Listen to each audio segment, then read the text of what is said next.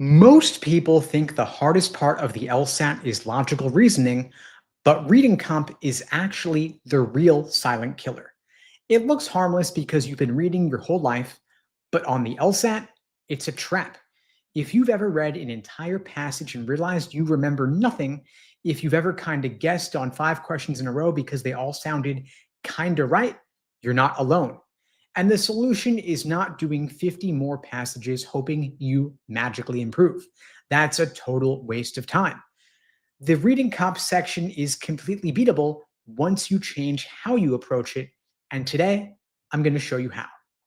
Now, the reason smart people still fail at LSAT reading comp is not because they can't read. It's because they're using the wrong mental model. They'll read LSAT passages the way they read for school, slowly, carefully, methodically, trying to absorb every detail. And that's exactly how the LSAT beats you. LSAT reading comp is not about absorbing facts. It's about detecting structure. Can you find the author's real agenda? Can you see who's arguing with whom? Can you ignore what doesn't matter? So if you treat it like an open book history quiz, you lose. So today, I want to flip the script. Let's look at every LSAT reading comp passage like it's an argument, not a lecture, not a Wikipedia article, but an argument. The author is not just sharing facts, they are persuading you. And their persuasion is subtle, it's strategic, and it's hidden in the structure, the skeleton. So your job is to spot who believes what, where the author tips their hand, and how each paragraph contributes to the overall case. And that's how you move from feeling confused and passive to being confident and in control. Now, when I talk about structure, what I mean is that every paragraph on the LSAT has a job.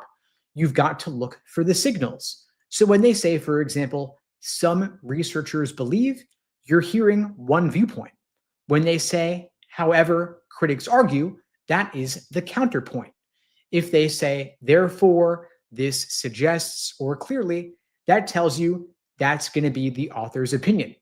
And most passages have 3 major characters or viewpoints. You have scholar A, scholar B, and the author themselves. And your job is to track who's who and how they relate to each other. So if you see tonal words like surprisingly, troubling, or elegant, it reveals a bias. So I want you to always read against the author like you're challenging them. Ask yourself, if I had to argue the opposite, how would I go about it? That's how you become a critical reader, not passively absorbing information while your eyes glaze over. Now, skimming isn't lazy. There is a way to do it strategically, and that is what top scorers do. Because your goal when you read is not to memorize every little detail. If you try to do that, you're going to get lost. There's just too much there. It's going to push past the limits of normal working memory. And so what I want you to do instead is to map the structure. So when you see, for example, paragraph 1, I want you to start off reading slowly, reading carefully, because you want to set up the topic and the tone. You want to absorb that key information to knock out the later global general questions. Then paragraph 2 and beyond, just start off reading the first couple sentences, then pause and ask, is this new theory? Is it critique? Or is it just elaboration? When you see new ideas, you slow down. When you see examples and evidence, you speed up. That is reading strategically.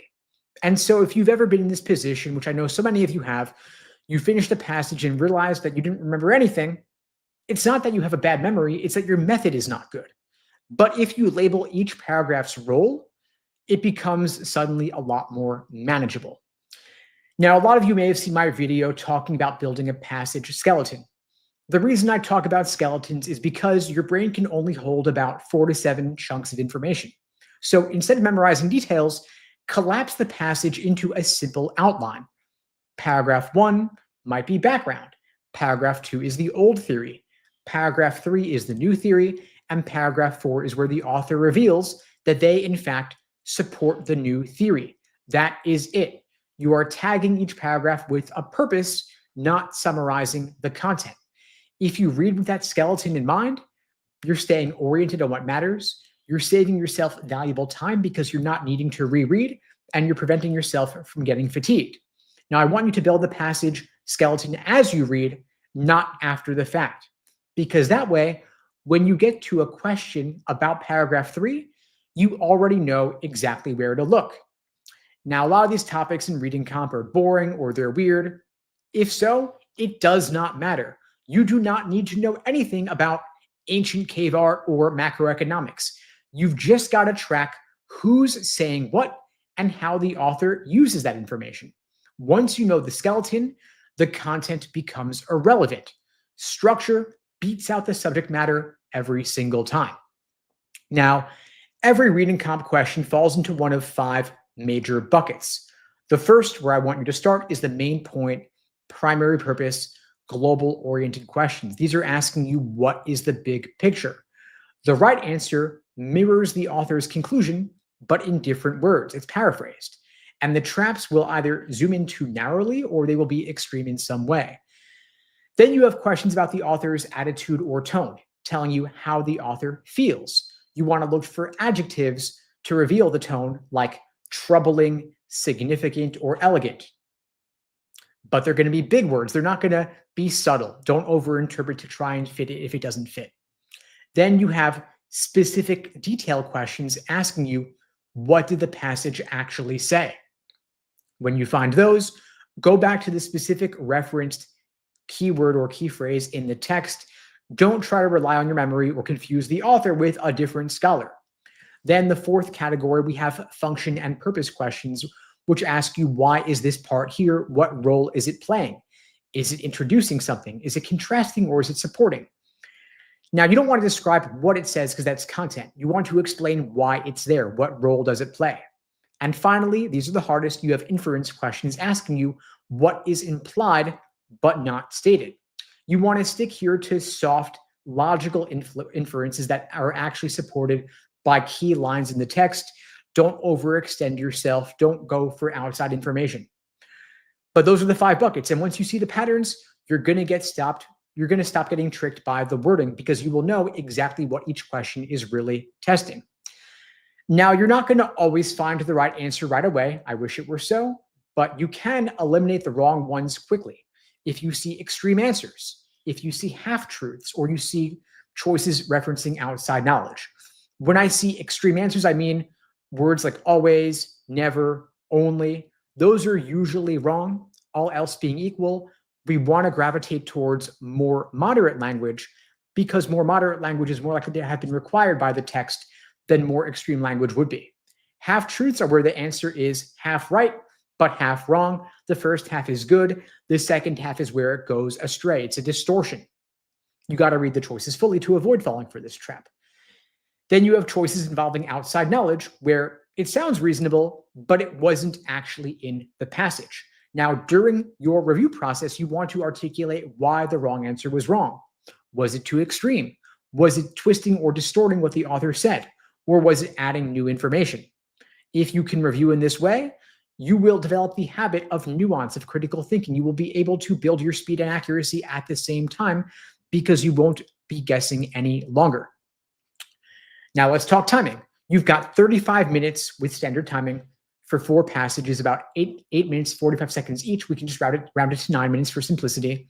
With your 9 minutes, you spend 3 minutes reading and mapping, 6 minutes on the questions. Now, here are the 3 biggest time killers. First, rereading entire paragraphs. Instead, I want you to build that skeleton I was talking about. Map each paragraph into the structure. Also, second big trap, getting stuck on one question. Everything is worth the same. There is no benefit to spending an inordinate amount of time on any one question. If you're getting stuck in the quicksand, flag it, skip it, move on, come back later. Third, the trap of overanalyzing the choices. Work on process of elimination. You don't need to read faster. You've just got to stop wasting time on details that do not matter. So to recap here, you don't have to be a fast reader. You don't need to love reading. You don't even need to understand every single word. But you do need a system, a way to read strategically, because LSAT reading comp is not about knowledge. It's not about the content. It's about thinking like a lawyer, reading for structure, reading for role of statements, argument, function. Once you do that, everything changes.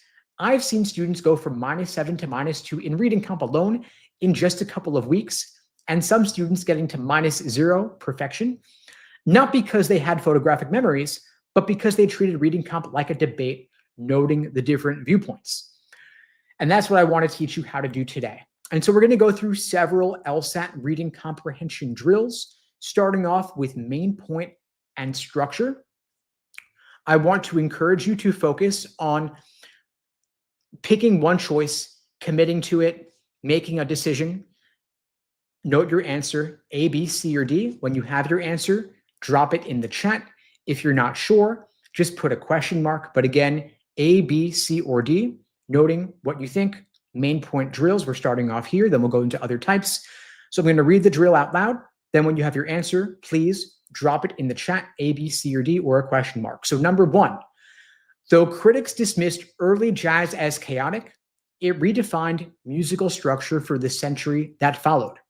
What is the main point? A, jazz was misunderstood by audiences. B, jazz vanished quickly.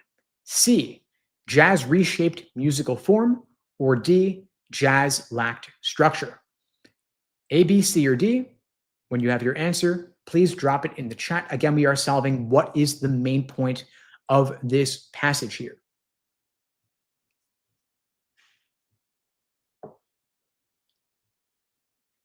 So when you have your answer, please drop it in the chat. If you're not sure, just put a question mark. I see we have a couple coming in here.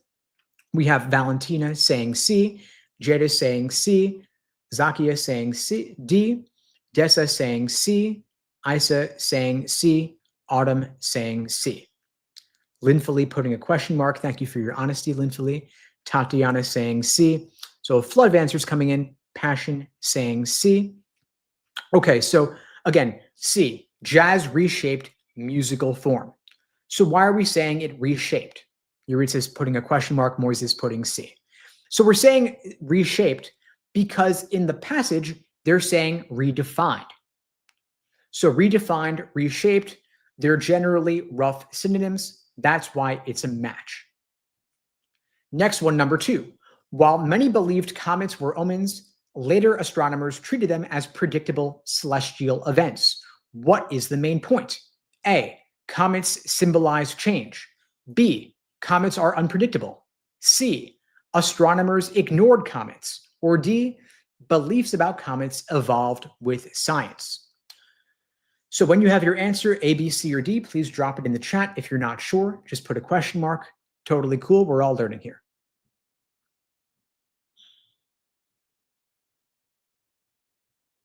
I'll give you all a minute. When you have your answer, please drop it in the chat.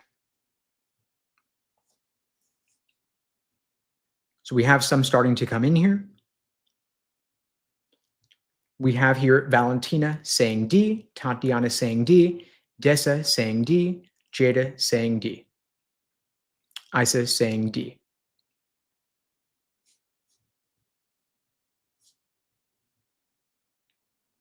Linfully saying D, Yuritsa saying D, Passion saying D. Awesome, fantastic, everybody. So it is in fact D, beliefs about comets evolved with science. Now, why do we say evolved? Because we had earlier, many believed they were omens, but later astronomers treated them as predictable celestial events. So there is a change over time. Before omens, later they are viewed as being predictable. And so that's a change in belief about the comets over time. That is evolution. The beliefs were changing. Evolution is the best match for that one. Next, number three, the invention of photography didn't end painting. It forced artists to explore abstraction instead. What is the main point? A, painting adapted to new technology. B, photography made painting obsolete. C, painters imitated photos. Or D, abstract art failed commercially. When you have your answer, please drop it in the chat, A, B, C, or D. If you're not sure, just put a question mark, but please commit to something since you'll have to commit on test day as well. When you have your answer, please drop it in the chat. Don't be shy. I see we've got a couple here coming in. We've got a bunch coming in. Wow, it's coming fast. Okay, so Anne saying A, Jada saying A, Isa saying A, Moises saying A, Zakiah saying A, Valentina saying A. Linfeli saying A. Gambito saying A. Yuritsa saying A. Autumn saying A. Fantastic, everybody. So it is, in fact, A, painting adapted to new technology. Why? Because we had the invention of photography, not ending it, but it forced them to explore abstraction instead. So painting caused a change in photography, caused a change in how artists did their painting. It led to the development of abstraction as being explored.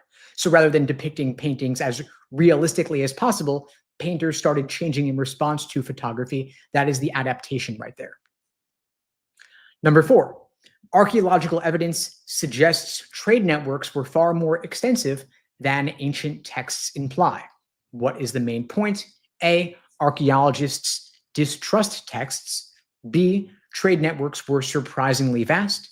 C, ancient trade was limited. Or D, ancient writers exaggerated trade. A, B, C, or D. When you have your answer, please drop it in the chat. If you're not sure, just put a question mark.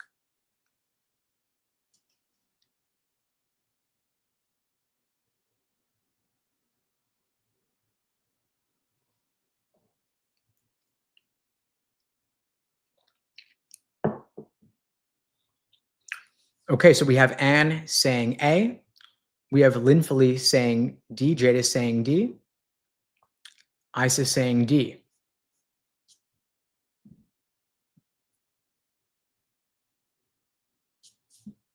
This one's a little bit tougher than the previous. We have Olga saying D. Welcome, Olga. Dessa saying D. Yuritsa saying question mark, not sure. Valentina saying B. So usually the audience is correct in general with these. I find that usually the majority is right, but not always. And in fact, B is the answer. Trade networks were surprisingly vast. So why is it B and not D? D saying the writers were exaggerating trade, and B saying they were surprisingly vast. So D saying an exaggeration would suggest that they were perhaps willfully or deliberately exaggerating the scope of trade, like they were being dishonest in some way. B is not attributing motive or intent to the inaccuracy or misrepresentation about the trade networks. So maybe the ancient texts were actually not aware of how extensive the trade networks were, or maybe they just did not adequately note it because they were focused on other things. So exaggeration implies some degree of intent, which is not actually stated in the argument, whereas B just says the truth is beyond what you would necessarily deduce or infer from the text itself. So the answer here is in fact B, which most people didn't get, but that's okay. We're here to learn, and this is a tougher question. So I hope that clears that one up. Let's go on to number 5. Rather than reject tradition, modern poets often reinvent it to express contemporary identity. What is the main point? A, modern poets ignore tradition. B, modern poets adapt tradition creatively. C, identity has replaced art. Or D, tradition limits identity. So if you're just joining us, welcome. Drop your answer in the chat, A, B, C, or D. If you're not sure, just put down a question mark.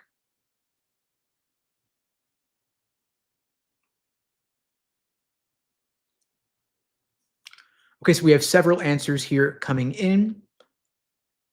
See, Jade is saying B, Anne is saying B, Jade is saying B, Passion saying B, Linfeli is saying B, Valentina is saying B, Moses is saying B, Isa is saying B, Zakai is saying B, Yuritsa is saying B, Autumn is saying B. So it is in fact B as in Bravo. Well done, everybody. Modern poets adapt tradition creatively. Why B? Because modern poets adapt tradition. We have in the stimulus or the argument, they often reinvent it to express contemporary identity. And so they are reinventing. That is the creative element here. And the poets are the ones doing it. So well done all. Next, number 6. Although Mars lacks a magnetic field, surface patterns indicate it once possessed one. What is the main point? A, scientists dispute Mars's existence.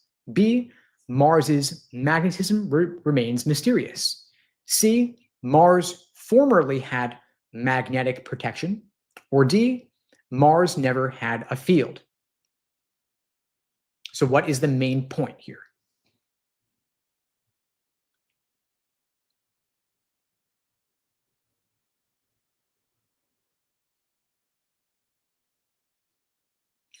All right, so we have some answers coming in here. We have Anne saying C, Passion saying C, Isa saying C, Jada saying C, Valentina saying C, Eureka saying C. So well done. Zakai is saying A.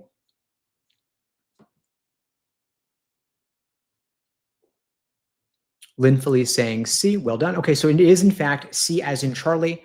Mars formerly had magnetic protection, meaning formerly it used to have, once had, like in the stimulus thesis or the argument they say once possessed. So formerly had, it used to have, but no longer does. So that's the change over time. C is essentially a paraphrase of the passage here. A saying scientists dispute Mars's existence. That would indicate that Mars does not exist or never existed. We're talking specifically here about the magnetic field specifically. So I would look for choices that talk about the magnetic field since that's what changed over time. Doesn't have now, but used to have. Number 7, we'll do a couple more of these and then we'll switch to a different question type, but I start with main point here because you got to be able to get the main point to get anything at all, right? That's the starting point. So number 7, the author argues that democracy depends less on elections than on robust civic habits. What is the main point? A, civic engagement sustains democracy. B, civic habits undermine trust. C, the author opposes democracy. Or D, elections determine freedom. When you have your answer, please drop it in the chat, A, B, C, or D. If you're not sure, just put a question mark.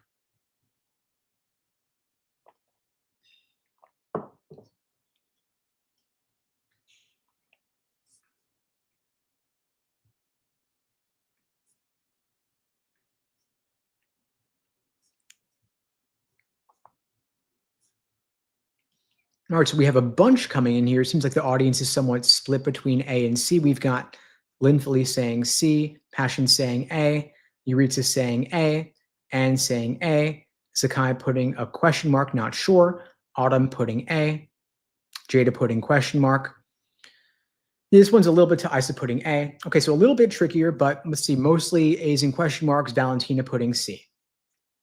Gambito putting A, Linfully putting question mark. Okay, so the answer is in fact A. So congrats to everyone who chose A for this one. Civic engagement sustains democracy. So they're saying democracy depends less on elections than on robust civic habits, saying that relatively speaking, civic habits are more important for democracy than elections are specifically. So it's a relative comparison here, but for reading comp, we have a little bit more wiggle room when it comes to making inferences or main points than we would in logical reasoning. So technically, they're not saying that civic engagement is enough to carry democracy forward or even that civic engagement is the best factor overall, but it is relatively more important than elections specifically. So they're talking overall, if there's a single main point here, it's the importance of civic engagement, like community organizing, nonprofit organizations, community groups, things of that nature, they're saying are more important than the once every 4-year elections, for example. So A is the best answer here. Choice C, the author opposes democracy. They're not saying democracy is bad. They're just saying that elections are not the most important element of democracy, that civic habits are relatively more important. Then B saying civic habits undermine trust. If anything, I would think that the author here likes civic habits, that civic habits are important, they are necessary, and they are relatively more useful for democracy than elections or voting specifically. Next, number 8.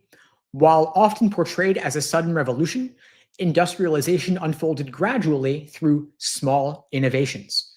What is the main point? A, industrialization was abrupt. B, small inventions were irrelevant. C, revolutions are unpredictable. Or D, industrialization was slow and cumulative. When you have your answer, please drop your answer in the chat, A, B, C, or D. If you're not sure, please put down a question mark. So we have a flood of people choosing D as in Delta, Valentina saying D, Euritza saying D, Passion saying D, Zakiah saying D, Dessa saying D, Jada saying D, Trey saying D, Lynn Felice saying D. Isa saying D. So everyone's nailing it here. In fact, the answer is D. Industrialization was slow and cumulative. Why D? Because we have a counterpoint saying it's often portrayed as being a sudden revolution, but in fact, it was gradually, meaning slower, and through small innovations, meaning little by little over time, tiny baby steps adding up, that's cumulative. So I hope that clears that one up. We also have a question from Golden Pickled asking, how is this like reading comp at all? Fantastic question. Thank you for that one. So I thought somebody would ask that. The reason why I'm starting here with these drills is because we're working on the building blocks of reading comprehension, the fundamental skills that underlie success in reading comp. And so what I'm doing here is I basically looked at what are the elements that go into succeeding in reading comprehension. And it's a series of little steps, like being able to ID the main point, being able to identify the role of a statement. And so what we're doing is we're working on the individual skills associated with reading comp, and then we're going to pull it all together later in a future class. But for now, we're starting with the foundation. And the foundational skill in reading comprehension is main point. So we're starting there. Then we'll get into other question types, but we're using mini arguments to get more at-bats faster. Number 9. The study's findings contradict the notion that creativity declines with age. What is the main point? A, the study was inconclusive. B, age harms creativity. C, creativity cannot be studied. Or D, older adults remain creative. When you have your answer, please drop it in the chat, A, B, C, or D. And if you're not sure, just put down a question mark.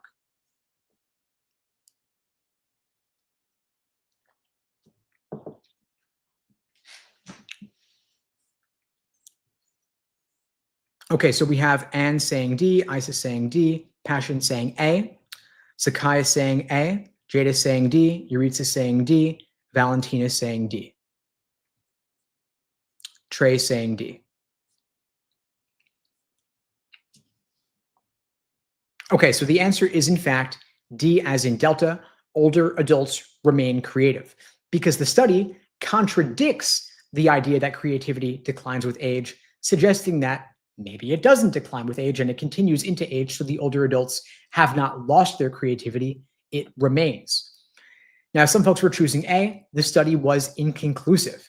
That would mean it didn't find anything at all, like it was a wash. There was no conclusion at all to the study, but this study does have a conclusion. And all we know about the conclusion is that the findings contradicted the idea that it declines with age, meaning it doesn't decline with age was their particular findings. So it had a conclusion, just not what the original notion was. Final main point question, number 10, then we'll get into something else. Number 10, some argue urban sprawl reflects poor planning, but the author sees it as a predictable response to economic incentives. What is the main point? A, the author blames planners. B, sprawl is random. C, sprawl harms cities. And D, sprawl follows economic logic. So when you have your answer, please drop it in the chat, A, B, C, or D. And if you're not sure, just drop a question mark.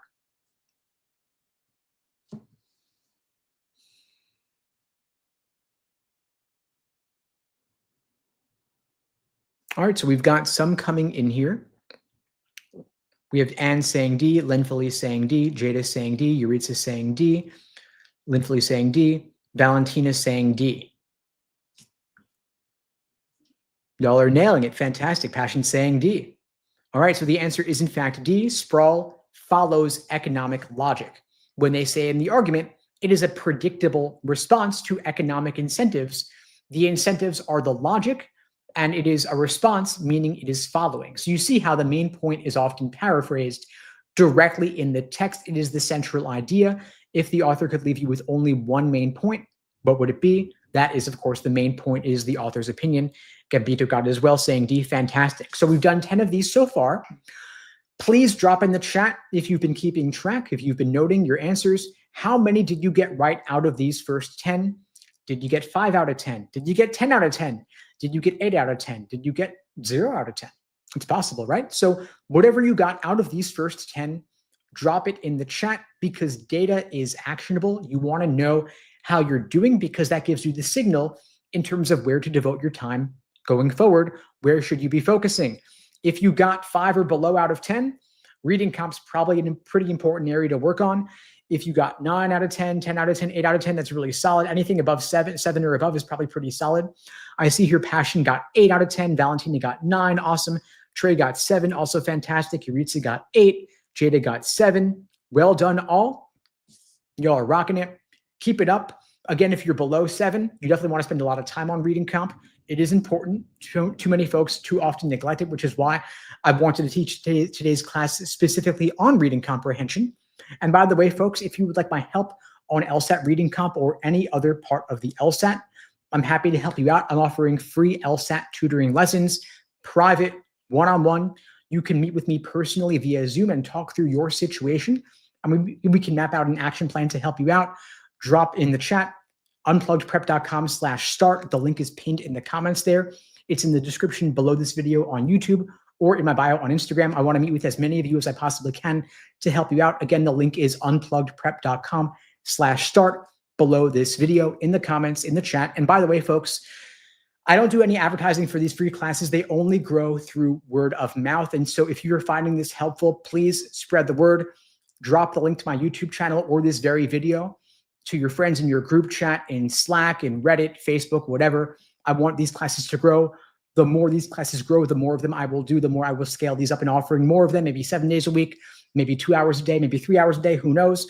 I want to keep growing this, and the only way it grows is with your support. So please spread the word. Now, anyway, we're on to number 11. We're switching question types here, going from main point into tone. We want to note the author's tone in the argument. Are they positive, negative, neutral, skeptical, critical? We've got number 11 up here on the screen. Let's get back into it. Number 11, though impressive in scope, Johnson's model fails to explain regional variation. What is the tone? A, cautiously critical. B, neutral. C, dismissive. Or D, admiring. What is the tone? When you have your answer, please drop it in the chat, A, B, C, or D. And if you're not sure, drop a question mark.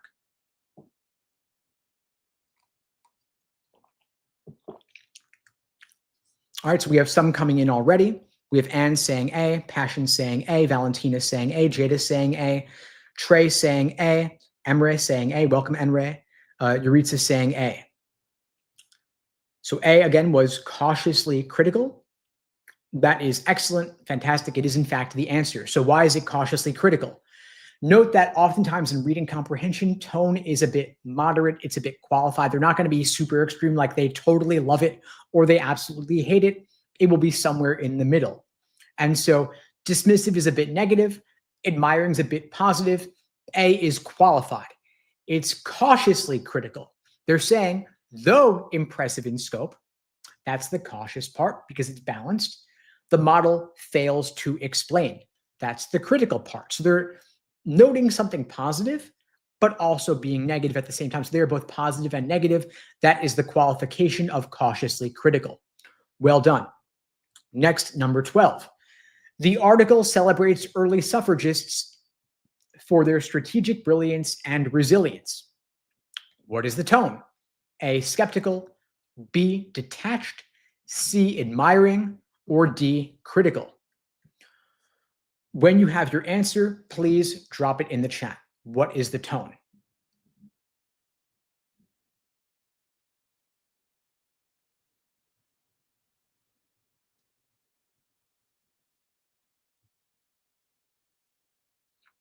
We've got some folks coming in here. Nice. Okay, so a couple of folks here. We've got 4 people so far. Anne saying C, Valentina C, Trey C, Yuritsa C, Zakiah C, Linfali C, Z is saying B, Zakiah is saying C. Okay, so mostly folks saying C. We have 1 B thrown in there. Emery saying C. Nice. Okay, so the answer is in fact C, admiring. They're celebrating the suffragists for their strategic brilliance and their resilience. This is just totally positive. There's nothing negative here at all. B, detached. That would be like they don't really care, like they're kind of apathetic. So if they're detached, it means like they're not really married to it one way or the other. Like they don't think it's that big a deal. But this is just glowing. It's positive. Usually, an author of a passage won't be so unqualified in their praise for something. They'll usually have some reservation, some skepticism, some criticism of some kind, which we're not really seeing here in this particular passage. And by the way, if you have questions on previous drills, book that call with me, unpluggedprep.com/start. We can talk through the details, but we're going to keep moving on to the next. But again, anybody wants to talk through any of these drills, book the free call with me and we can talk through your situation. Number 13, while the proposal aims for reform, its vague wording invites confusion. What is the tone? A, enthusiastic, B, supportive but wary, C, mocking, or D, disapproving. A, B, C, or D. When you have your answer, please drop it in the chat. If you're not sure, just put down a question mark. But you got to commit to something because you are going to be committing on test day as well, right? So better to get into the habit now. A, B, C, or D, or question mark. But do commit to something verbally, put it down in the chat so we know where you stand. All right, so we've got a bunch of folks coming in here. We've got Anne saying B, Valentina saying B, Golden Pickled saying B, Passion saying B, Emre saying D, Yuritsa saying B, Linfali B, Jada B, Sakai B. All right, fantastic, folks. So the answer is, in fact, B, supportive but wary. And this is that qualification I'm talking about here, where typically in reading comp, there is some nuance, there is some qualification. They're not 100% positive or 100% negative. They're pretty nuanced in their opinions. So it aims for reform, meaning the author is noting what the proposal is trying to do. However, they recognize a problem with the proposal due to its vague wording. So noting the confusion potential is the wariness part of choice B, but the supportive portion of B lines up with the first half, that first clause where they're saying it aims for reform. So they recognize it on its merits, what it's trying to do. They're saying A for effort, but maybe C for execution. So well done, folks. I see Passion's noting a challenge here. Sometimes I obsess over the meanings of terms and get lost in the passage. So during your review after the fact, it's great to go over meanings of terms, try to understand them in context or from the Latin root, for example, to beef up your vocabulary skills. But under timed conditions, I want to encourage you not to get lost in the sauce. Don't get bogged down in the quicksand because every single question is worth the same. There are no bonus points for getting a harder question right, and you never want to get a harder question right at the expense of 5 easier ones that come later. And so if you're getting stuck, just flag it, skip it, move on, and come back later. Golden Pickled is saying Passion more, same for me, but more so for long running sentences. And so if you see a run-on sentence, I want to encourage you, see if you can ID what is the primary subject and the primary verb. What is the central independent clause of the sentence? What is the central idea of the sentence? Can you cut out the fluff and focus on what truly matters? Again, do this during the review process after the fact. And again, if you want to talk through reading comp strategies and craft an action plan for your LSAT prep whenever you're taking it, whether you're going for January, February, April, June, you can book that free LSAT tutoring lesson with me personally via Zoom at unpluggedprep.com/start. Link below the video, pinned in the chat or in my bio on Instagram. Happy to help you out and talk through it in more detail. Next, number 14. The author describes the experiment as ingenious but incomplete. What is the tone? A, playful. B, critical admiration. C, hostile rejection. Or D, confused. When you have your answer, A, B, C, or D, just drop it in the chat. If you're not sure, please put a question mark.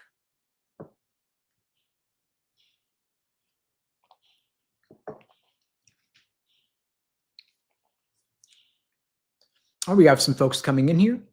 Passion saying B, Golden Pickled saying B, Jada saying B, and saying B, Zakiah saying B. Cool. Well done, folks. Okay, so the answer, Valentina is saying B. So the answer is in fact B as in Bravo, critical admiration. And again, we have that moderate balance, right? So we have not totally loving it, not totally hating it. By the way, as a general rule, something super extreme like C, hostile rejection, you probably wouldn't see that in LSAT reading comp as a correct answer. It's just too extreme. But again, B, critical admiration, strikes that nice balance where they're admiring, but they have a reservation about it. So in this one, in the quoted part, ingenious but incomplete, the ingenious is the admiration part. They think it's awesome, but incomplete is the critical part. It's missing something.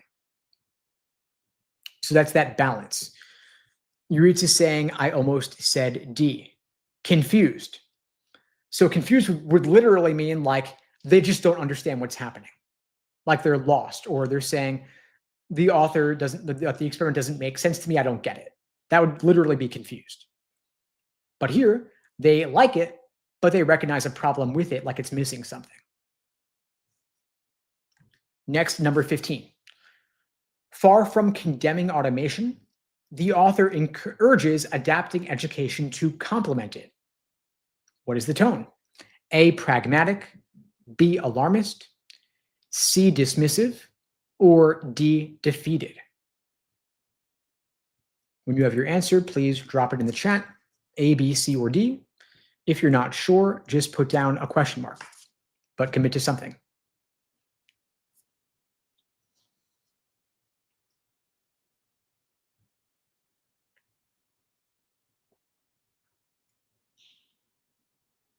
All right, we have a bunch of answers coming in here. Golden Pickled saying A, and saying A, Valentina saying A, Yuritsa question mark, not sure, Lynn Felice saying A, Passion saying A, Gambito saying A, Trey saying A. Zakiah not sure, question mark. Okay, so folks, well done. The answer is in fact A, pragmatic. So they are not condemning automation. They have a solution to it. Say, let's adapt education to complement it and go along with it. So kind of like if you can't beat them, join them kind of approach. So pragmatic means practical, like they have a productive or constructive solution to the situation, which is to adapt education to the automation reality. Then to walk through the others, I'll do that just because it's a pretty timely or current event sort of topic, right? We talk about AI, automation, eliminating jobs, that sort of thing. Alarmist would be like they're really worried, like something bad's going to happen. So automation is going to destroy the economy and there's nothing we can do about it. Or automation is going to kill the economy, kill the job situation. So therefore we should shut down automation, turn off the AI. Like AI doomerism is I think the term for that philosophy. C, dismissive would be like, it's not that big a deal. Don't worry about it. No big deal. Just relax, chill out. D, defeated would be like, there's nothing we can do about it. It's too late. Let's just give up and resign ourselves to the situation. So all different reactions to the situation with automation. And A is taking a more pragmatic approach, saying, here's what we can and should do about this. So well done, folks. Now we're changing up question type. We're going on to inference now. So a bit more reading between the lines. What can we deduce or what can we infer from this? There should be support within the text for whatever we're choosing, but it's not necessarily the main point. We're just trying to draw something out of this. And so number 16, changing up question type. Because participants improved without guidance, practice alone enhanced performance. What can we infer? A, guidance reduced performance. B, guidance was unnecessary. C, performance was random. Or D, participants ignored directions. What can we infer? A, B, C, or D? When you have your answer, please drop it in the chat. No, these are going to be a little bit tougher than what we did before. It's a little bit of a harder question type. We started with main point, then we went on to tone. Now we're doing inference. So we have a bunch of answers coming in here. Golden Pickled saying B, and saying B, Passion saying B, Valentina saying B, Gambito saying B, Lynn Felice saying B, Jada saying B. Trey saying B. Nice. Okay, so everyone nailed it, seems. The answer is in fact B. Guidance was unnecessary. Why? Because they improved without guidance. Practice alone got the job done. So we didn't need anything else. Well done. Next, number 17. Because coral bleaching occurs even in protected reefs, local conservation alone is insufficient. What can we infer? A, overfishing is the sole cause. B, bleaching is reversible. C, broader environmental causes are involved. Or D, protection harms reefs. When you have your answer, please drop it in the chat, A, B, C, or D. If you're not sure, put down a question mark.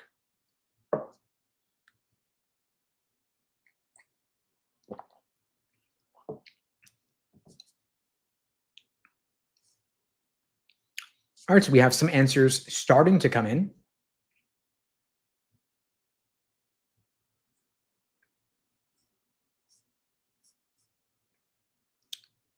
Give folks another minute. All right, so Anne is saying C. Micah's saying C. Welcome, Micah. Yuritsa's saying C. Passion's saying C. Campito saying C. Linfully saying C. Jada saying C. Trey saying C. Valentina saying C. Golden Pickled saying C. Zakaya question mark. Okay, so the answer is in fact C. Broader environmental causes are involved. Why? Because even when we protect the reefs, coral bleaching still happens anyway. So they're suggesting here that there's something else we need to be doing beyond protecting the reefs, which we can infer is being done locally. So there is some more general cause and some general protection we need to be doing beyond what's being done on the local level. Now, note how this requires a little bit of reading between the lines. They're not telling us all of this directly. We need to infer, we need to assume, but we're making reasonable assumptions or reasonable inferences based on what we could most likely be able to infer. In other words, think to logical reasoning. You have must be true questions and most strongly supported questions. In reading comprehension, an inference is something we can also most strongly support, meaning all else being equal, what is the most reasonable assumption? What would a reasonable person be able to guesstimate where they would be able to place a reasonable bet on a certain outcome here? So based on this passage in the stimulus, the argument, we'll call it, they're saying that the coral bleaching occurs in protected reefs, so local conservation is insufficient. The suggestion here is that coral bleaching is happening in a local protection environment, so we've got to zoom out and do something additional. That is the broader in choice C. Broader, more general, not local, like maybe national, international, global, regional, something beyond the neighborhood protection. Well done, folks. Number 18. The author's praise for citizen activism implies dissatisfaction with government inaction. What can we infer? A, activists are extreme. B, activism replaces democracy. C, the author distrusts citizens. Or D, the government is passive. So A, B, C, or D. When you have your answer, please drop it in the chat. If you're not sure, put a question mark.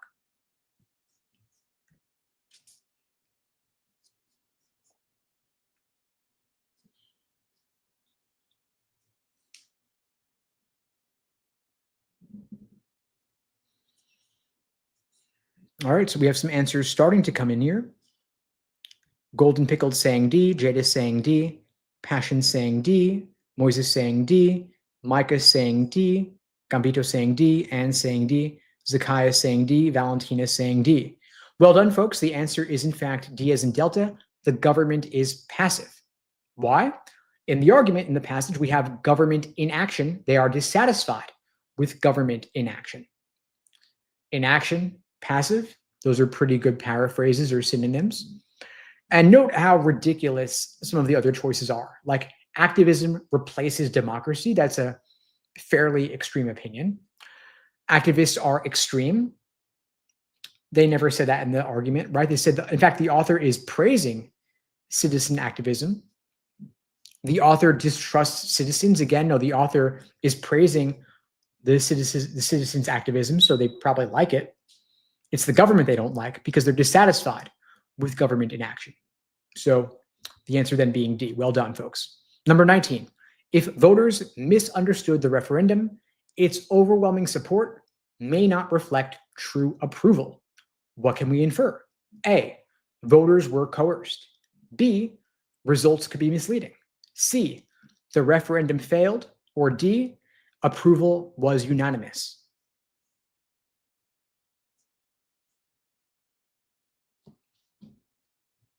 When you have your answer, please drop it in the chat, A, B, C, or D. If you're not sure, just put a question mark.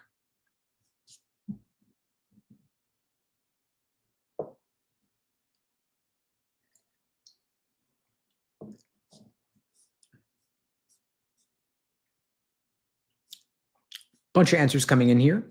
Golden Pickled says B, Jada says B, Moses says B, Passion says B, Valentina says B, Anne says B, Yuritsa says B, Micah says B, Trey says B. Well done, folks. The answer is, in fact, B as in Bravo. Results could be misleading. Why? Because it may not reflect true approval if voters misunderstood the referendum. So if they misunderstood it, what they were supporting supposedly may not reflect what they actually thought they were saying. So it's not true approval. So the results could be misleading or an inaccurate reflection of what the voters thought. Notice how when I'm explaining answers, I'm oftentimes just going back to the text and restating the keywords. The answer is often to be found in the text, right? They're not looking for you to make things up or go beyond the scope or bring in outside information. All we've got to really do ever is look at what the passage text said, and that contains the answer. It comes down to reading more carefully and understanding what you read. So that's what I want you to do during your review process for every question that you get wrong or have difficulty with. Before Googling for explanations, just go back to the text, give it a second look with a fresh perspective. Maybe you take a walk and come back to it, and that alone clearing your mind could help break you out of that tunnel vision. That's why I'm so big on flagging and skipping and coming back later rather than getting bogged down or stuck in the quicksand of a question. Well done, folks. Number 20. Since the passage emphasizes adaptation over extinction, species may survive by evolving behaviorally. What can we infer? A. Behavioral change aids survival. B. Extinction is inevitable. C. Behavior has no effect. Or D. Evolution stopped recently. When you have your answer, please drop it in the chat, A, B, C, or D. If you're not sure, just put down a question mark.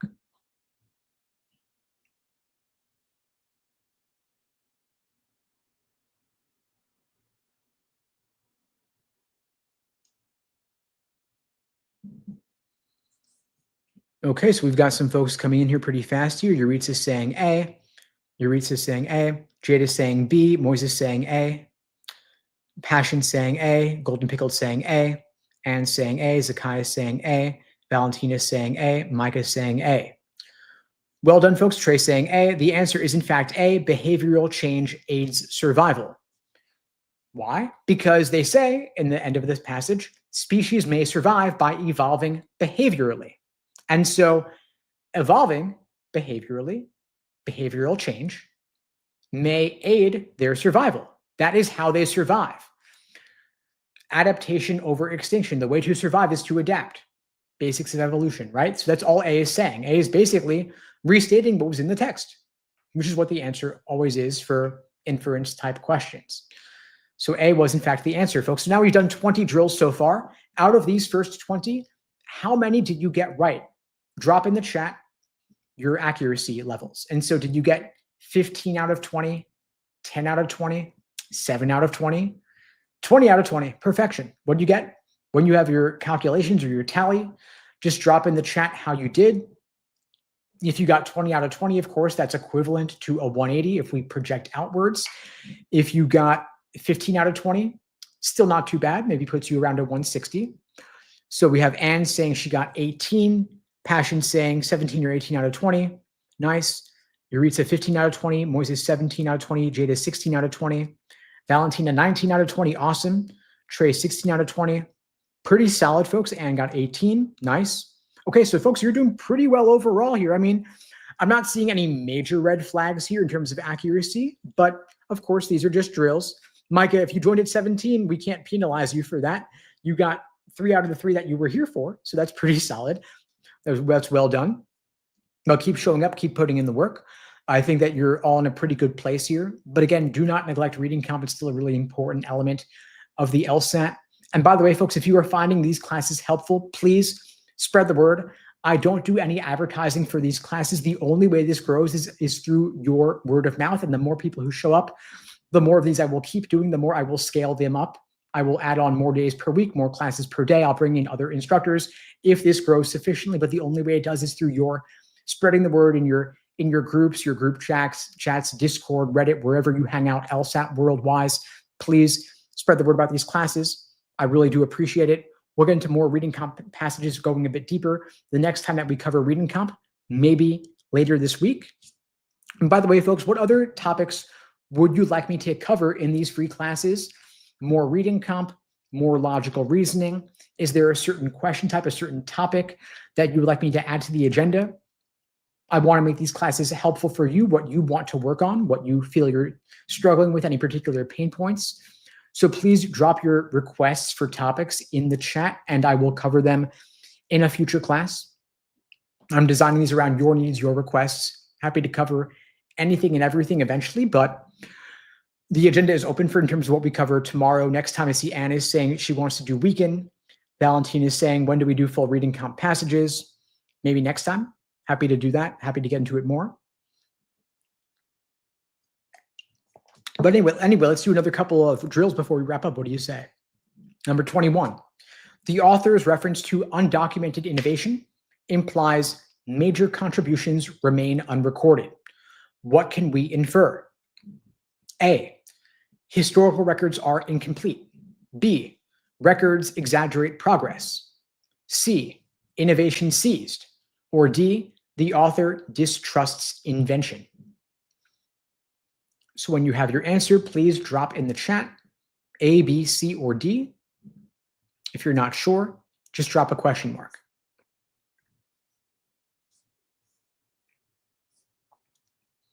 All right, so Golden Pickled says A, Anne says A, Jada says A, Yuritsa says A, Valentina says A, Passion says A. Well done, folks. The answer is in fact A. Historical records are incomplete. Why? Well, we have synonyms for the word incomplete in the passage text. We have unrecorded. We have undocumented. So there is something important missing. Major contributions are not there. That's why we say incomplete. I see someone chose B, records exaggerate progress. That'd be saying there's more progress in the records than should be. But if anything, they're saying that things are missing. So there's less in there than there should be, meaning there are major contributions that were not in the records that should have been there. Meaning maybe the records understate or downplay how much progress or how much success there was.